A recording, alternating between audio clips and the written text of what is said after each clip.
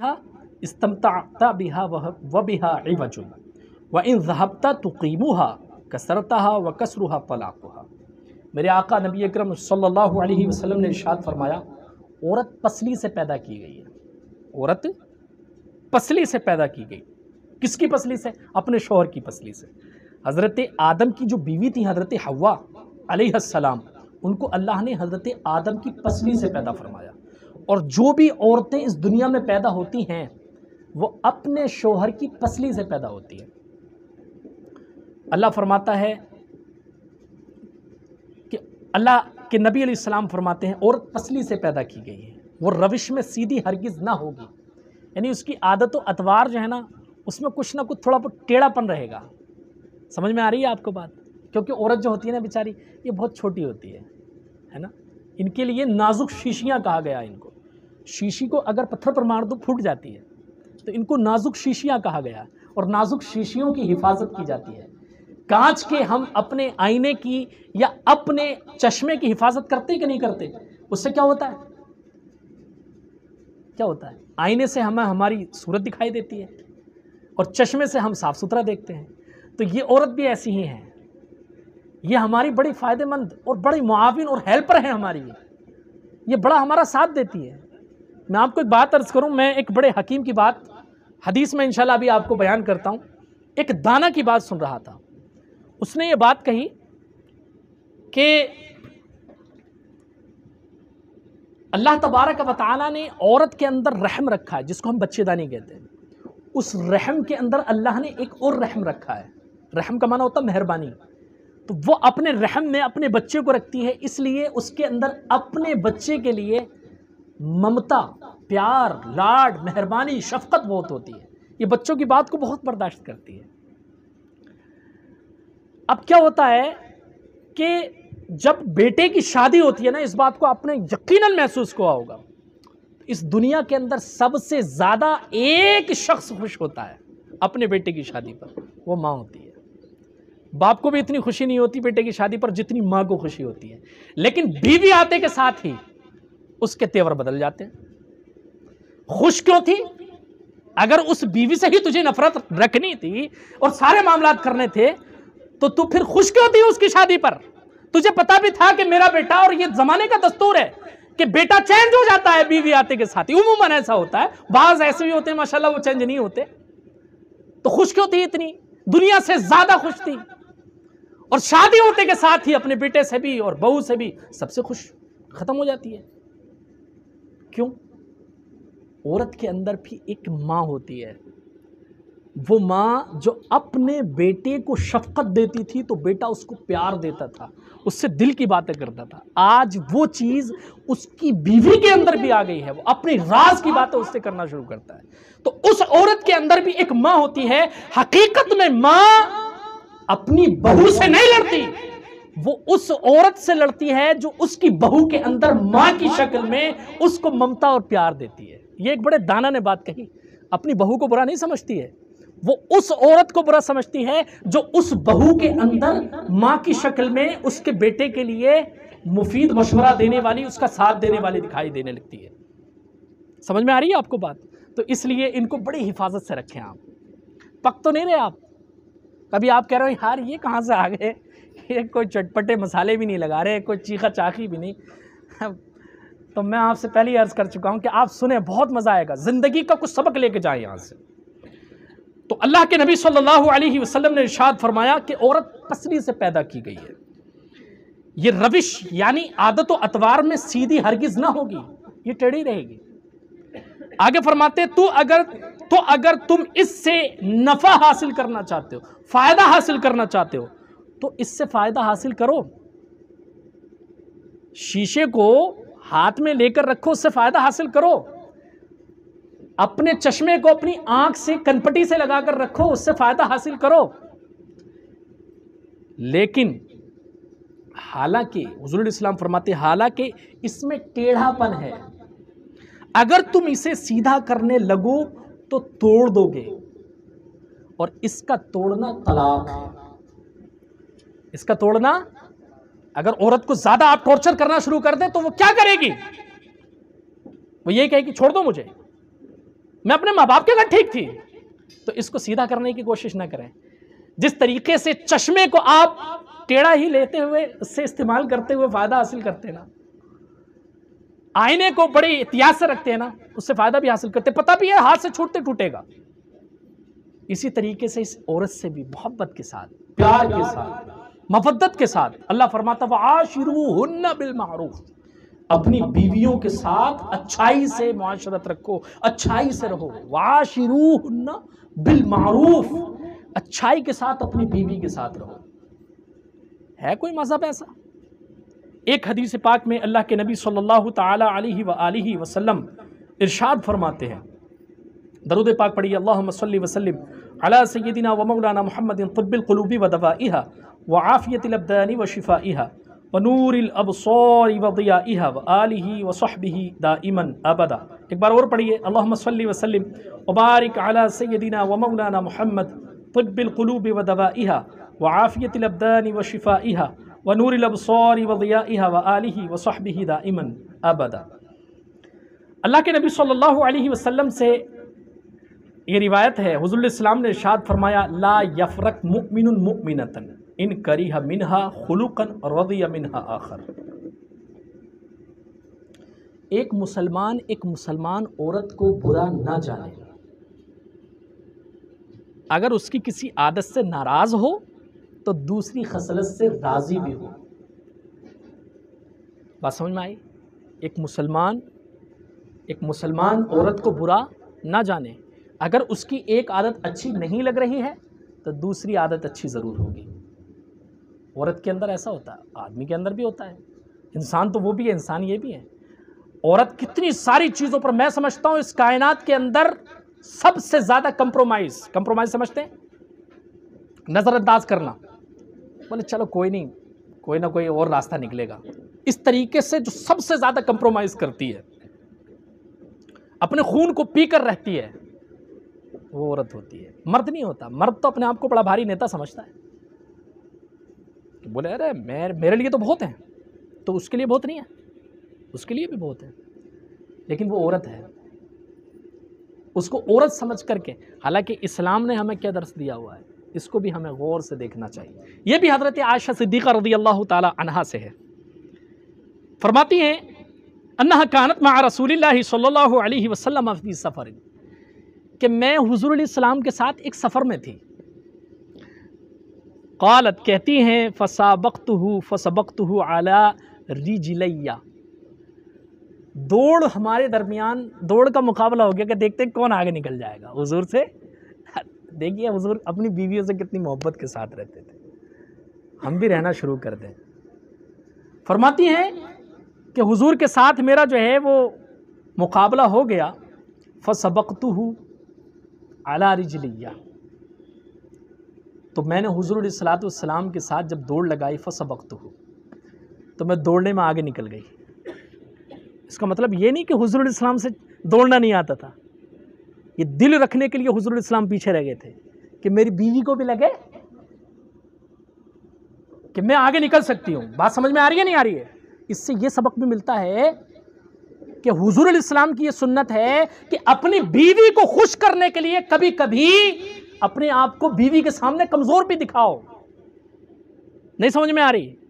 उसके बाद में फलम्मा हमलतुल लहमा साबक़्तुहु फसबक़नी, हज़रत आयशा सिद्दीक़ा की जब शादी हुई थी ना, तो ये बड़ी पतली थी, पतली दुबली थी। अब कुछ दिनों के बाद जब हुज़ूर इस्लाम के साथ रहीं तो अल्लाह तबारक व तआला ने इनको फ़रबा कर दिया, यानी ठीक ठाक हो गई। तो फरमाती है फलम्मा हमलतुल लहमा, जब मेरे ऊपर थोड़ा गोश्त चढ़ गया, यानी थोड़ी मैं सही हो गई सेहत में, तो फरमाती हैं साबक़्तुहु, मैंने हुज़ूर से फिर अर्ज़ किया कि हुज़ूर चलो दौड़ लगाएंगे, मुकाबला करते हैं। फसबक़नी, तो हुज़ूर मुझसे आगे निकल गए, हुज़ूर मुझसे आगे निकल गए। और फिर हुज़ूर ने फरमाया हादिही बितिल्क सबक़ती, बदला पूरा हो गया। समझ में आई आपको बात? बदला, पहली मर्तबा तुम जीत गई थी, इस बार हम जीत गए, बदला पूरा हो गया। हालांकि हुजूर चाहते, मर्द है, मर्द तो 1000 बार औरत कितनी भी मजबूत हो, लेकिन मर्द मर्द होता है। और हुजूर की हालत तो अल्लाह तबारक व तआला के फजल व करम से ऐसी थी कि हुजूर के पास 11 बीवियां थी। अगर हुजूर चाहते तो हुजूर को रब्बे जुल जलाल ने ऐसी ताकत और कुव्वत अता फरमाई थी कि बहुत सारी औरतें अपने साथ रख सकते थे और सबके लिए काफ़ी हो जाते। तो हुजूर की शान तो ऐसी बराउल बरा है। इसी तरीके से ये हज़रत आयशा सिद्दीक़ा रज़ियल्लाहु ताला अन्हा रिवायत करती हैं, फरमाती है क़ाला रसूलुल्लाह सल्लल्लाहु अलैहि वसल्लम, मेरे आका नबी अकरम शफ़ी मुअज़्ज़म सल्लल्लाहु अलैहि वसल्लम ने इरशाद फरमाया, खैरुकुम ली अहलिही, तुम में सबसे बढ़िया आदमी, सबसे अच्छा आदमी वो है जो अपने घर वालों के लिए अच्छा हो। आदमी दुनिया में तो अच्छा बनता फिरता है, घर के हालात ऐसे कि घर में जाते के साथ ही चीखना शुरू करता है, गांव के प्रधान के साथ झुका झुका फिरेगा, गांव के बड़े आदमियों के साथ झुका झुका फिरेगा, जहां पर काम निकलता है उनके लिए झुका झुका रहेगा, और घर में जाते के साथ ही उसका जो है वो अजीब व गरीब मिजाज होता है, 7वें आसमान पर उसका मिजाज पहुंचता है। मेरे आका ने इरशाद फरमाया कि तुम अपने मकसद को हासिल करने के लिए दुनिया वालों के लिए तो बेहतर हो सकते हो, लेकिन तुम्हारे घर वाले तुम्हारे मातहत हैं। अगर तुम अपने घर वालों के लिए अच्छे हो तो अच्छे हो, वरना अच्छे नहीं हो। और हुजूर ने फरमाया व अना खैरुकुम ली अहली, मैं तुम में सबसे बेहतरीन हूँ ली अहली, अपने घर वालों के लिए। हुजूर ने फरमाया कि मैं अपनी बीवियों के साथ, अपने घर वालों के साथ तुम में सबसे बेहतरीन हूँ। व इज़ा मात साहिबकुम फदऊहु, जब तुम में से कोई भी आदमी या उसकी बीवी इस दुनिया से चली जाए तो उसकी बुराइयों को फदऊहु, छोड़ दो। ये नहीं कि अरे बड़ा जालिम था, सही हुआ मर गया, या ये नहीं कि यार सही हुआ मर गई, मेरा पीछा तो छूट गया। हुजूर ने फरमाया व इज़ा मात साहिबकुम फदऊहु, जब तुम में से कोई भी इंतकाल कर जाए तो मरने वाले को छोड़ दो उसकी हालत पर, उसे बुरा भला मत कहो। ये नबी अकरम शफ़ी मुअज़्ज़म सल्लल्लाहु ताला अलैहि व आलिहि वसल्लम की तालीमात है। आपने इससे अंदाज़ा लगाया ज़रूर होगा कि इस्लाम, लोग फालतू में कहते हैं कि इस्लाम जो है वो औरतों के लिए फ्रीडम सिस्टम नहीं रखता। यह हज़रत हकीम बिन मुआविया कुशैरी रज़ियल्लाहु ताला अन्हु से रिवायत है, और वह अपने वालिद से रिवायत करते हैं। फरमाते हैं मैंने हुज़ूरुल इस्लाम की बारगाह में हाज़िरी दी, हाज़िरी होकर अर्ज़ किया या रसूल अल्लाह। इससे भी ये पता चला कि या रसूल अल्लाह कहना ये सहाबा का तरीका है। कोई कहे कि या रसूल अल्लाह कहाँ से, तो हम कहेंगे कि ये सहाबा कहते थे। वो कहेगा वो तो ज़िंदगी में कहते थे। हम कहते हैं हम मुर्दा मानते ही कब है, हुज़ूर तो जिंदा है, हम मुर्दा मानते ही नहीं। तुम्हारे लिए मुर्दा है, तुम जानो, तुम्हारा नबी मुर्दा है, हमारा नबी जिंदा है। तो हम तो या रसूल अल्लाह अब भी कहेंगे, और जब हुजूरुल इस्लाम के सहाबा हुजूर को ज़ाहिरी तौर पर देखते थे वो या रसूल अल्लाह कहते थे, हम भी उनकी सुन्नत अदा कर रहे हैं। तो इन्होंने हुजूर की बारगाह में अर्ज़ किया मा हक़्क़ु ज़ौजतिन अहदिना अलैहि, हम में से उसकी बीवी का उस पर क्या हक़ है, यानी आदमी पर उसकी बीवी का क्या हक़ है। तो हुजूरुल इस्लाम ने फरमाया अन तुतिइमहा इज़ा तअमता, जो तू खाए उसे भी खिला, ये हक़ है। अपने आप तो होटल पर जाकर के मुर्गे मुसल्लम तोड़ रहे हैं, और बीवी के लिए वही कई टाइम का बासी सालन, ये दुरुस्त नहीं है। व तकसूहा इज़ा इक्तसैता, और जब तू उम्दा लिबास पहने तो उसे भी पहना, यानी जैसा तू खुद पहने उसे भी पहना। खैर आजकल के लोग तो बेचारे इस पर बड़ा कंप्रोमाइज़ करते कि औरत को ही अच्छा पहनाते, अपना आप नहीं पहन पाते। ये तो है। मैं इस हवाले से औरतों से अर्ज़ करूँगा कि आदमियों को इस हवाले से परेशान ना किया करें। अब यही नहीं सोचेंगे मतलब अरे अब तो हमारी बात चल रही है, आप सुबह को दर्श देंगे कि देखा रात बड़ा समझाया है, अब तो मान जाओ। नहीं, ये नहीं है कि औरतों के ही हुकूक जो हैं आदमियों पर हैं, आदमियों के भी उनकी औरतों पर हुकूक हैं। हाँ, ये ना समझा जाए। ये तो मैं इसलिए अर्ज कर रहा हूं कि कुछ लोग औरतों का नाम लेकर मुसलमान औरतों को परेशान करते हैं, उनको वरगलाना चाहते हैं इस्लाम के खिलाफ कि तुम्हें कोई हक नहीं दिया इस्लाम ने। मैं तो ये अर्ज करना चाहता हूं उन लोगों को कि सुनो, इस्लाम ने कितने हुकूक औरतों को अता फरमाए हैं, कितनी स्पेशलिटी इस्लाम ने जो है औरतों को अता फरमाई है।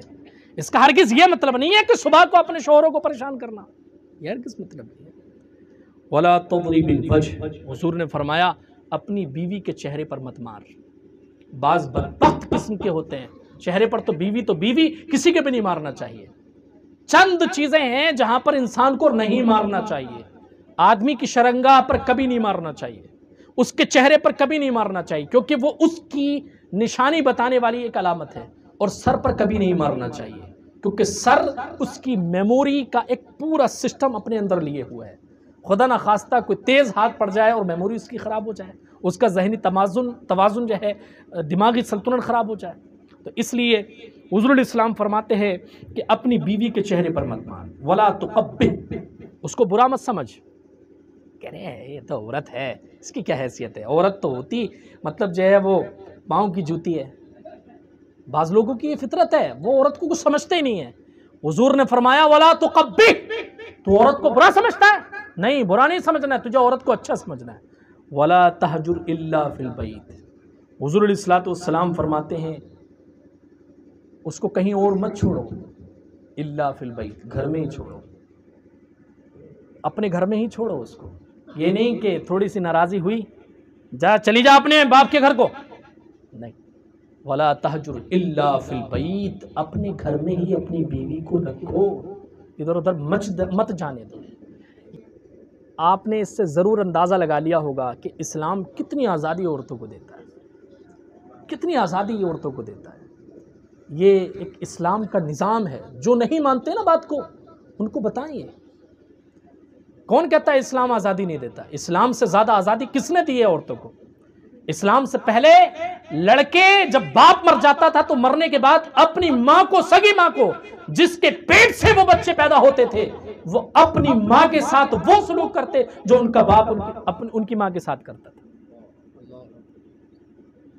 लेकिन रब्बे ज़ुल जलाल ने अपने महबूब आज़म सल्लल्लाहु अलैहि वसल्लम को मबऊस फरमाकर इस जालिमाना रवैये को सिरे से ख़त्म कर दिया और इसके खिलाफ ऐसी मुहिम चलाई गई इस्लाम की तरफ से कि अब ऐसे मामला देखने में नहीं आते। बेटियों के साथ क्या सलूक था आप देखें, बेटियों के साथ ऐसे सलूक किए जाते थे कि बेटी अगर होती थी, कुरान में इसका भी जिक्र है, चूंकि वक्त ठीक ठाक हो रहा है इसलिए मैं इसको जिक्र नहीं कर सका, इसका भी जिक्र मौजूद है कि बेचारा किसी के यहाँ बेटी होती थी, बेचारा भी नहीं कहना चाहिए, काफिर थे वो लोग, कि बेटी होती थी तो वो, आज भी हैं कुछ ऐसे लोग मुसलमान कहलाते हैं अपने आप को, लेकिन बेटी होती है नज़रें झुक जाती हैं उनकी, और वो ये चाहते थे कि यार अब क्या करूं मैं, इसका क्या करूं। उसके लिए सोचने लगते थे या तो इसको ज़मीन में दफन कर दूंगा या ऐसे ही छोड़ दूंगा, ये निज़ाम था। लेकिन अल्लाह ताला ने कुरान जैसे अहकामात नाजिल फरमाकर अपने महबूब को मबऊस फरमाकर इस सारी गंदगी का सफाया कर दिया। किसने दिए औरतों को हुकूक? बाज लोग ये ह्यूमन राइट्स करके कि इंसानी हुकूक, इंसानी हुकूक, इंसानी हुकूक, इंसानी हुकूक, इसकी बात कर करके लोगों को परेशान करते हैं कि इंसान मजहब कुछ नहीं है। कुछ लोग कहते हैं कि इस्लाम हो या कोई भी मजहब हो, मैं तो सिर्फ इंसानी धर्म को मानता हूं। मैं कहता हूं इंसानियत इस्लाम के सिवा किसी मजहब में इतनी अच्छी तरीके से है ही नहीं जितनी इस्लाम में। इंसानियत पर ही तो इस्लाम ने खास फोकस किया है, इंसानों को इंसान बनाया है, वरना बोलने वाले जानवर थे इंसान, तो बोलने वाले जानवर थे इंसान। लेकिन हकीकी तौर पर जो इस्लाम ने इंसान बनाया है वो इसके सिवा किसी ने भी ऐसा इंसानों को इंसान नहीं बनाया। बाज़ लोग दावा कर सकते हैं, लेकिन मैं उनसे यही कहूंगा कि इससे पहले कि आप पूरी तारीख देख दो, दिखाओ हमें भी, हम भी देखना चाहते हैं। इंसान थे नहीं, आज भी हैं बहुत सारे लोग, ज़रा सी देर में खुदा हो जाते हैं, ज़रा सी देर में चुटकियों में खुदा हो जाते हैं, बड़ा काम कर दे खुदा है। तो यार इंसान भी और खुदा भी कैसा हो सकता है? खुदा वो है जो इंसान नहीं होता, और वो रब्बे ज़ुल जलाल की ज़ात है कि ना वो जिस्म है, ना जिस्मानियत को कबूल करता है, ना तरफ को कबूल करता है, ना जिहद को कबूल करता है। उसके यहाँ पर ये सारी चीज़ें ख़त्म। अब वो कैसा है वही जाने कि वो कैसा है, बस हमें तो ये पता है कि उसका जिस्म है नहीं, वो कहीं रहता नहीं, देखता सबको है लेकिन आंखों के बगैर, सुनता सबकी है लेकिन कानों के बगैर, और सारी कायनात के निज़ाम को चला रहा है हाथों और जिस्म और पाँव के बगैर। अब वो जाने कैसे चला रहा है। हमें तो इतने पता है कि उसका जिस्म नहीं है, लेकिन फ़अालुन लिमा युरीद है, जो चाहता है करने लगता है। कहता है कुन फयकून, हो जा, कुन कहते देर नहीं होती, वो चीज़ हो जाती है। उसकी शान तो ऐसी है। पहर कैफ यहाँ से जो दर्स लेकर आप उठें वो यही कि हमारे इस्लाम ने जो हमें एक मकाम अता फरमाया है वो कोई भी मकाम अता नहीं कर सकता। मुझे उम्मीद है कि ये सारे शुकूक व शुबहात अगर आपके सामने कोई पेश करेगा कि ऐसा है और वैसा है, तो उसको मुंह तोड़ जवाब देंगे इंशाअल्लाह। ये सारी चीज़ें आपने आज उम्मीद है सीख ली होगी। रिवायती अंदाज से हटकर मैंने बयान किया है, आपकी बहुत ज़्यादा मैंने वो समा खराशी कर दी, उसके लिए माफ़ कीजिएगा, लेकिन कोशिश मैंने ये की है कि सही तरीके से आपको बात पहुंच जाए। जो लोग कहते हैं कि अरे ये तो अपनी बातें सुनाते रहते हैं, उनको बता देना कि हमने तो कुरान और हदीस को सुना और कुरान और हदीस के अंदर ये बातें रखी गई हैं। अल्लाह तबारक व तआला हम सबको अमल की तौफीक अता फरमाए, हमारे ईमानों की हिफाजत फरमाए और ये बयान आप दूसरों तक भी पहुँचाएँ। ख़ास तौर पर मैं ख़वातीन से अर्ज़ करूँगा जो बच्चियाँ सुन रही हैं और वो टीनेजर है, यानी 16, 17, 18, 19, 20 साल की उम्र की लड़कियां हैं, वो अपनी सहेलियों को भी बताएं। हज़रत मौलाना जावेद साहब ने जो बयान किया उसको भी नहीं भूलना है। उसके अंदर जो उन्होंने अहम बातें बयान की, वैसे सारा ही बयान अहम था माशाल्लाह। हमारे लिए फितना इर्तिदाद बहुत बड़ा चैलेंज है हमारे लिए।